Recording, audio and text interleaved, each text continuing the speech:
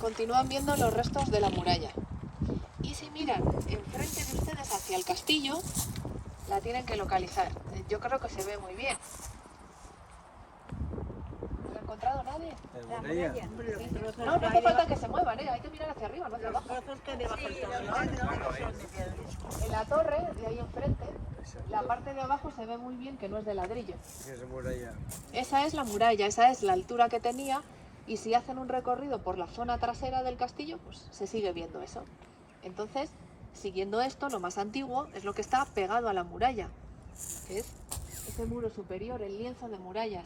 Y eso se hace con Juan II de Castilla, que es el padre de la reina Isabel la Católica. Cuando Juan II muere, va a ocupar el trono su hijo primogénito, Enrique IV.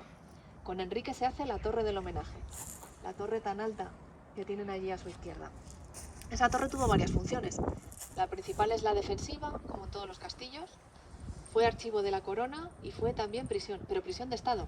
No tiene nada que ver con la mazmorra que vamos a ver después abajo.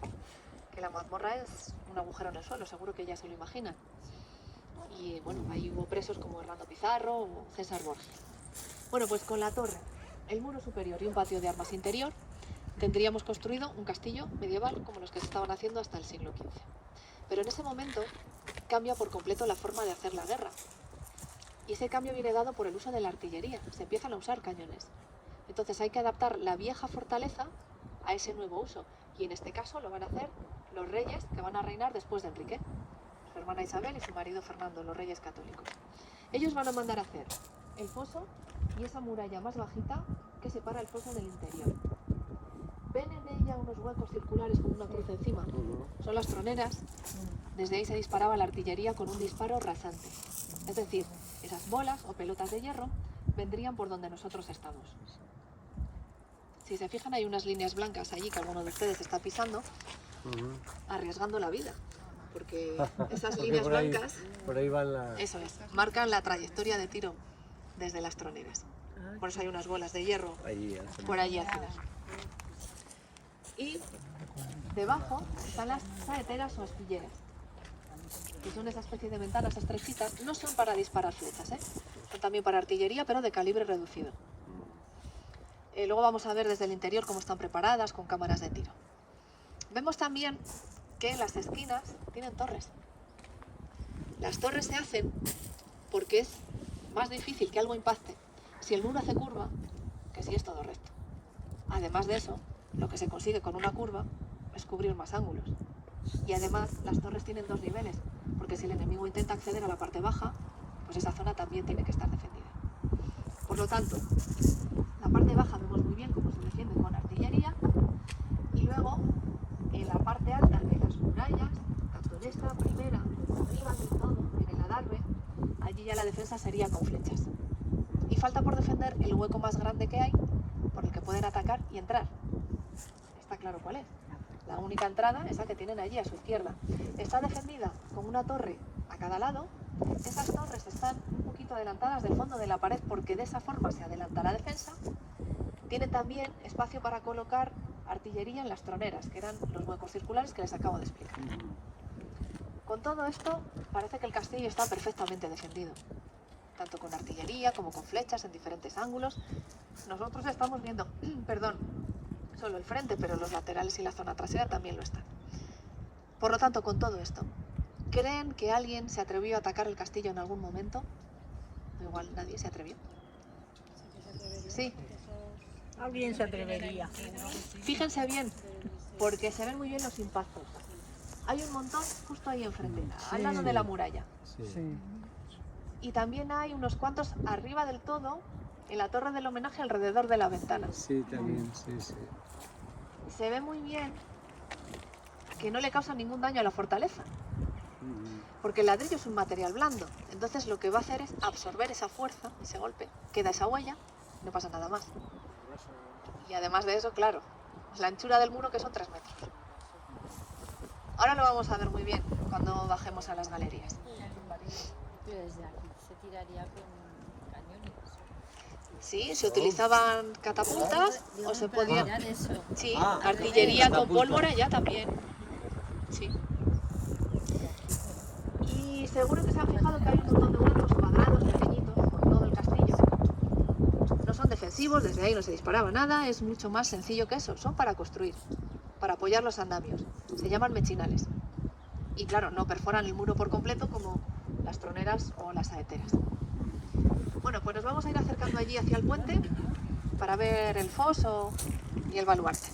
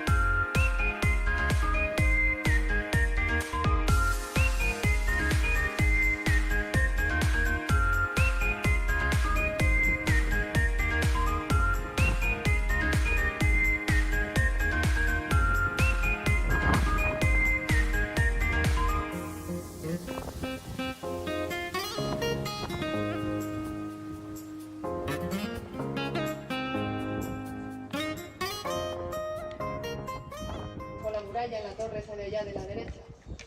Mirando ahí enfrente, la volvemos a ver otra vez. Yo creo que desde aquí se entiende mejor lo que les decía antes. Como la muralla daba toda la vuelta y se aprovecha para hacer estos dos muros de ladrillo. Era alta, sí. No nos hacemos una idea porque, claro, solamente se conserva esa parte. Nosotros vamos a entrar ya en el patio, está claro por dónde, por esa escalera que tenemos ahí delante. Pero imagínense lo que habría sido llegar hasta ahí hace 500 años, con todo lo que hemos visto en el exterior, el puente levadizo, los matacanes arriba del todo. Fue imposible. Esos impactos que hemos visto en el muro son de la época de Enrique IV, de los enfrentamientos que hubo entre los partidarios de Isabel y de su hermano, de Enrique y de su hermano Alfonso, antes de los que hubo con Isabel, y no consiguieron hacerse con el castillo. Vamos a entrar ya al patio, que seguro que les sorprende cómo es después de las galerías que han visto. Porque tenía arcos con 3 lados y 2 plantas, porque desde la planta superior se accedía a la torre del homenaje. Pero como no se ha conservado un plano original, pues no puedo decirles, aquí estaban las cocinas o allá las caballerizas. Sí que se sabe que había diferentes dependencias, pero no el uso que tenía cada una de ellas. Y luego les estoy diciendo que todo esto es nuevo, y ahí enfrente nos encontramos esa portada que está fechada en 1507. Es una copia. La original era la portada del Hospital de la Concepción de Madrid, ahí lo tienen en la leyenda. Y en la segunda línea pueden ver quién manda a hacerla. Francisco Ramírez y Beatriz Galindo. Beatriz Galindo es la profesora de latín que la reina Isabel ponía en servicio para la Universidad de se llama latín, en la comunidad como la el hospital lo llamaban el Hospital de Latina. Así que sigo hablando de un salón de honor de los años 40 del siglo XX, de cuando se reconstruye todo el interior.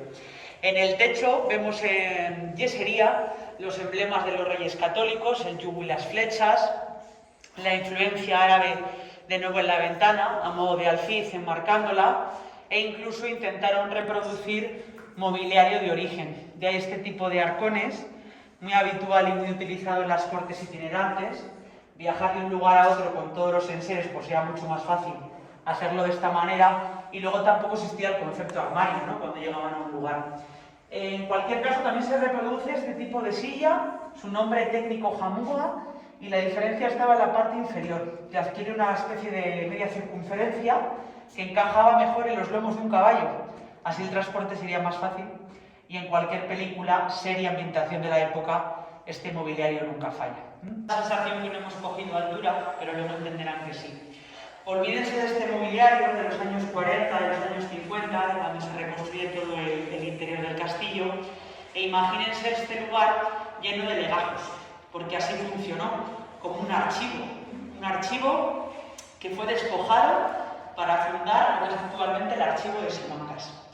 El traslado del archivo desde esta sala se produce principalmente por la guerra de las comunidades, la revuelta comunera, y principalmente en la figura del rey, que era Carlos I de España y V de Alemania. Era hijo de Juana I de Castilla, de Felipe de Habsburgo, y cuando llegó a estas tierras en 1517 se dan cuenta que es un rey que no conocen, principalmente porque no habían nacido aquí, no sabía hablar nuestro idioma, colocó en el gobierno a gente de su confianza que poco sabía sobre las cuestiones de estos reinos, y a estas situaciones se sumó también una pérdida económica importante, sobre todo en el comercio lanar, porque la industria de la lana empezaba a ser incipiente en ciudades como Segovia y Toledo. ¿Qué hacían con la materia prima de Castilla? La mandaban a Flandes, realizaban el paño, y el paño ya hecho se volvía a vender aquí. Por 38 metros de altura, aunque la torre en su origen medía 42. Los 42 metros de la torre se alcanzan con la torre Caballero o el Caballero a secas, que son estos arcos que se han reconstruido hace unos 12 años, pero en su origen formaban el cuadrado entero.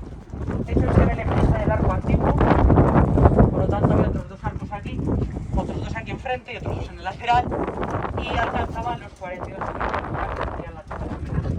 Así que imagínense en inmensa llanura castellana una torre de esta dimensión, pues impresionaba bastante. Nos encontramos a 24 kilómetros de Olmedo. Olmedo se ve ahí al fondo, ven en el horizonte las tres construcciones que hay. Todo de la montaña es la carrera de Olmedo, Son muy grandes, son silos, pero son 24 kilómetros. El pueblo como tal no se ve. Sí que se ve Madrigal de las Altas Torres, que también está a 24 kilómetros. ¿Ven la fábrica blanca que hay aquí? Tiene una chimenea blanca en el centro. ¿La ven? Donde termina esa chimenea, a la derecha se puede ver ya una torrecilla. Es Madrigal de las Altas Torres, pueblo natal de Isabel la Católica y ya provincia de Ávila.